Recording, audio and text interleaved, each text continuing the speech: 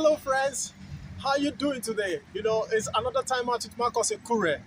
I'm doing this video this beautiful morning. It's just about 10:30 a.m. University of Bristol here in London. Yeah, there was this video I saw this morning. It was actually an interview on Arise TV, granted to the person of Reno Omokri, where he was actually, revealing some very shocking revelations about the APC presidential candidate, talking about the person of Ahmed Tinubu, that's Bola Tinubu. It's quite disturbing. You see in the video right there, he's talking about Ahmed Tinubu being a drug, a baron, and somebody who has been convicted in the United States of America before, and he's saying it with evidence. And you can see he's even saying, fact check me. Do you know what it means for someone to say you should fact check him? Meaning he's so confident, he's so sure. Now, as you watch this video, I want you to ponder over a few things. Nigeria, where are we? Now, in the history of leadership in Nigeria, why is it so difficult for people without questionable character to actually emerge, as presidents in this country? And how long should we continue from this kind of lamentation that only horrible kind of personalities keep piloting or keep coming up in times of elections like this? That is difficult for those who we see as responsible citizens, those who we see with impeccable records. It's often very difficult for them to emerge president in this country. Now you can say should fact check him. Now, there was even a point in the video where he actually attacked the person of Festus Keyamo, saying that Festus Keyamo's position on the matter is not the truth. And that also brings us to the issue, the perspective of what's really the problem. Festus Keyamo, we used to know, is somebody who is very upright and very straightforward. At some point, he was the hope, for the masses and the hope, for the commoners. But today, he's been appointed. He has gone into politics and so much has changed. What is really happening? Do you think this is going to affect his presidential ambition? Talking about the person of Ahmed Tinubu. Carefully watch through this video, and at the end, you can drop your comments in the comment box. No insult, please. No insult. Responsible comments. And, while we do that, let us keep praying for the best for this country. 2023 is just by the corner. And I also heard from an impeccable source that some persons have budgeted over 33 trillion. Not billion. 33 trillion. And that's far beyond the budget of Nigeria as expenses for this election that's coming up.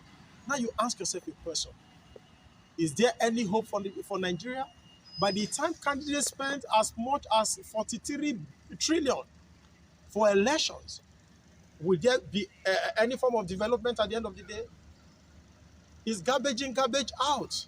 So when are we going to, when is Nigeria going to ever have the privilege to have leadership that will come with this mindset of selflessness? Leadership that will come on board and think of development that's transformative, stride for the country.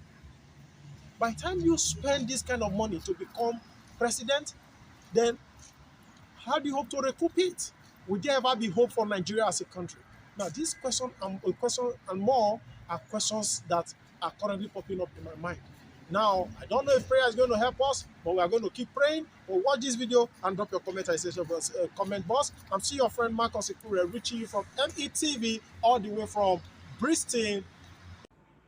All right, Mr. Makri, let's talking about the opposition. Let's deviate a little bit and get your take on recent reports around claims of drug trafficking and money laundering, of course being tagged to the presidential candidate of the APC, Bola Tinubu. With what lens do you view this reports, let's put it that way, ahead of next year's activities? And what course do you expect events to take during the course of next year? Look, I went to Chicago myself. Nobody told me I went to Chicago myself. I went to the court where Bola Tinubu had this issue. I went to the Chicago State University. I went there, I saw the documents myself. Bola Tinubu is a known drug lord. I went there. Another person isn't telling me. You see the picture on the screen? I took that picture. If you move to the right, you're going to see me in that picture. Bola Tinubu is a known drug lord. He has this man who is meant to be the Minister of Labour and Productivity, or rather say on productivity, who went on TV to try to hoodwink Nigerians, telling them that the charge against Bola Tinubu was just for tax, that all he paid was tax, and he had nothing to do with drugs. That is a big lie. I have the document here. Nigerians can see it. I hope you can see it on the screen here. I have the document here. It actually says, and if you look at it, it says docket. A docket, and as I'm speaking, your viewers can go on Google and fact check me. A docket is used for a criminal pending, a criminal pending. So you don't use a docket for a civil matter. And then right on the very first paragraph on this docket, it says that this is a forfeiture action under section under 21 USC section 881. USC is the United States Criminal Code. I will say it again. USC is the United States Criminal Code. Now, if you're watching at home, you can go on Google and you can fact check me.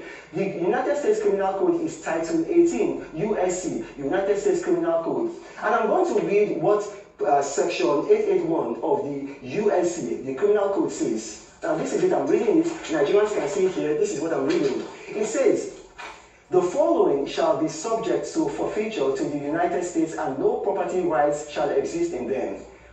All monies, negotiable instruments, securities, or other things of value furnished or intended to be furnished by any person in exchange for a controlled substance or listed chemical in violation of this subchapter, all proceeds traceable to such an exchange, and all monies, negotiable instruments, and securities used or intended to be used to facilitate any violation of this subchapter.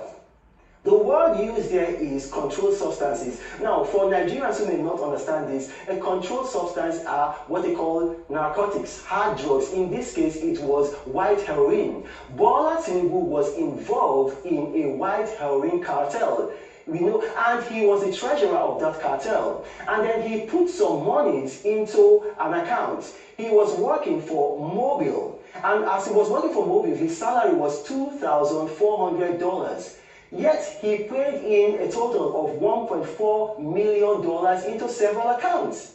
Now, he was asked to explain how he got those monies. He could not explain how he got those monies. So one of those accounts, the monies in there, $460,000, it was forfeited to the United States government. It was not taxed. Now, there is only one agency of the United States government that has been given the authority to take forfeited amount, and that is the IRS, the Internal Revenue Service. If you look at the case of the U.S. state, the state versus Ishmael Zambalda, who was the leader of the Sinaloa drug cartel, the exact same language that was used in this docket is the exact same language that was used for that man, Ishmael Zambalda. And if you're watching me, you can Google it.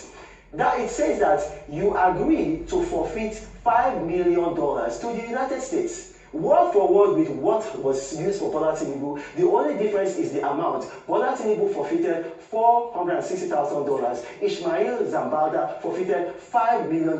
But the source of the money came from the same place, drugs. Yeah, but Barry, let me come in very quickly. So some people, of course, of the school of thought will say to you, forfeiture is in fact a civil proceeding, not a criminal proceeding. What do you say to that? Also, an indictment is an allegation and not a conviction. There is that school of thought around it. Does it hold any weight for you? No, I have a master's in law from the United Kingdom. You know, the man who came to speak, what's his name, Festus Keyamo. And look, the Legal Practitioners Privileges Council, they have to sanction Festus Keyamo because what he did was either very dishonest or very ignorant or both. And you've got foreign embassies who are watching this and they have equivalent titles to the senior advocate of Nigeria. If they watch on television this man speaking so ignorantly and so dishonestly, they're going to tell their own governments that, listen, we need to stop having equivalency with the senior advocate of Nigeria because standards have dropped. A forfeiture flows from a... Look, you can have forfeiture in a civil matter, which is rare, but most forfeitures will flow from a criminal charge. Most forfeitures will flow from a criminal charge. And you also have it here in the EFCC in Nigeria. You can check it in the EFCC in Nigeria. You have several governors who have gone to jail. I don't want to mention their names because I don't want to hurt their families. But they forfeited their houses, they forfeited monies in their accounts to the federal government through the EFCC. It's the same thing with the United States. It wasn't a civil matter. I mean, I just showed you the docket. I mean, I hope your cameras can catch it. If you're watching me on at home, go on Google. Don't take my word. Assuming Reverend Omokri is lying to you, check the word docket. A docket is not used for a civil matter.